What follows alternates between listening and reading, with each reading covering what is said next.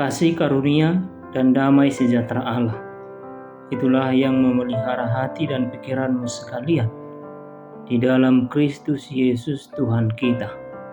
Amin. Saudara-saudari, firman Allah untuk kita saat ini terambil dari kitab Kisah Para Rasul pasal 12 ayat 1 sampai dengan ayat yang ke-13. Dalam ayat 3 dikatakan, ketika ia melihat bahwa hal itu menyenangkan hati orang Yahudi, ia melanjutkan perbuatannya itu dan menyuruh menahan Petrus. Waktu itu hari raya tidak beragi. Ayat 4. Setelah Petrus ditangkap, Herodes menyuruh memenjarakannya di bawah penjagaan 4.000, masing-masing terdiri dari 4 prajurit. Maksudnya ialah supaya sehabis Paskah ia menghadapkannya ke depan orang banyak. Demikianlah Petrus ditahan di dalam penjara, tapi jemaat dengan tekun mendoakannya kepada Allah. Ayat 6. Pada malam sebelum Herodes hendak menghadapkannya kepada orang banyak, Petrus tidur di antara 2 orang prajurit, terbelenggu dengan 2 rantai. Selain itu, prajurit-prajurit pengawal sedang berkawal di muka pintu. Ayat 7. Tiba-tiba berdirilah seorang malaikat Tuhan dekat Petrus, dan cahaya bersinar dalam ruang itu. Malaikat itu menepuk Petrus untuk membangunkannya. Katanya, "Bangunlah segera." Maka gugurlah rantai itu dari tangan Petrus. Demikianlah pembacaan firman Allah. Saudara-saudari, walaupun gereja berada dalam penganiayaan, para pelayan Allah terbelenggu. Percayalah, kuasa Allah tidak dapat dibelenggu oleh siapapun. Dan gereja juga tidak dapat dibelenggu oleh siapapun, karena yang menghidupkan gereja adalah Roh Kudus. Oleh karena itu, dalam hidup kita juga sesungguhnya begitu banyak peristiwa-peristiwa yang tak terduga terjadi di sekitar kita. Ada peristiwa yang melibatkan diri kita, ada juga peristiwa yang melibatkan orang lain. Kadang-kadang hati kecil kita bertanya, bagaimana mungkin aku atau dia atau mereka dapat melewatkan peristiwa itu? Bila kita memperhatikan peristiwa yang dialami Petrus dalam penjara, belenggu di tangannya terlepas, dan akhirnya bebas dari penjara itu. Semuanya itu adalah hanya karena kuasa pemeliharaan Allah. Itu adalah mukjizat. Dan perlu kita ingat, Petrus sungguh yakin bahwa campur tangan Tuhan membuat bermacam-macam keajaiban yang tidak dapat terpikirkan oleh manusia.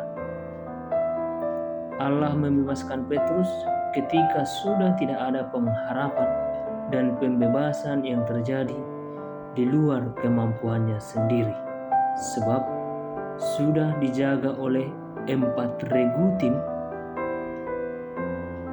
Tetapi di balik daripada itu, kuasa Allah lebih nyata, lebih berkuasa untuk menunjukkan siapakah Allah sesungguhnya, siapakah di balik daripada Petrus sendiri. Saudara-saudari, dalam hal ini, ketika Herodes melihat begitu pesatnya orang-orang Kristen berkembang, maka ia memulai strategi penganiayaan hebat dengan rencana membunuh Yakobus. Tentu strategi ini mempunyai keuntungan ganda. Bagi Herodes sang penguasa juga, bagi orang Yahudi juga, terusik dengan kehadiran orang-orang Kristen. Tidak hanya sampai di situ. para guru dan murid. Petrus pun dimasukkan ke dalam penjara di bawah pengawalan ketat para pengawal dan prajurit, serta terbelenggu oleh 2 rantai, seperti ayat 4 dan 6. Artinya, mana mungkin Petrus dapat bergerak bebas? Jika Petrus saja bisa masuk penjara, apalagi yang bisa diperbuat oleh orang-orang Kristen di luar atau pengikut Kristus yang dipimpin oleh Petrus. Ini bertujuan agar semangat orang percaya semakin lemah sehingga dapat menekan penyebaran Injil. Inilah yang dimaksud oleh Herodes. Namun Allah tidak membiarkan hal itu terjadi.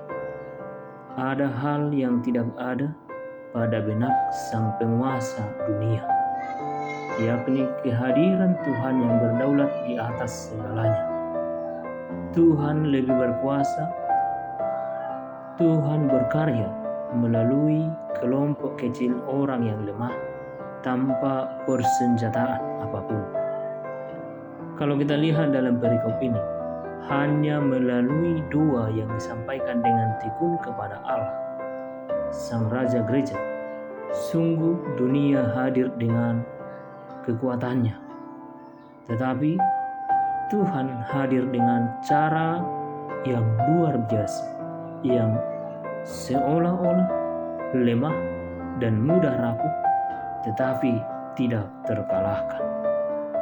Saudara-saudari, ketika situasi dunia mencekam dan kita tidak dapat bergerak bebas, bahkan kita hidup dibatasi oleh banyak halangan, ingatlah bahwa Allah Tuhan kita yang berdaulat atas semua itu dapat berkarya melalui hal-hal sederhana yang tidak tampak secara kasat mata. Mari kita ingat bahwa Kristus adalah milik kita dan kita adalah milik Kristus. Karena itu tidak ada yang perlu diragukan. Percayalah akan Allah yang selalu menyertai kita.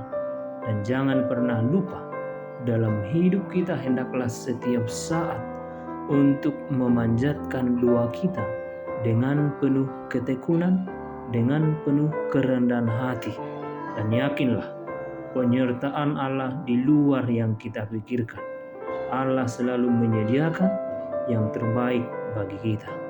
Kiranya kasih setia Allah Bapa, Anak dan Roh Kudus memelihara dan menolong kita. Amin.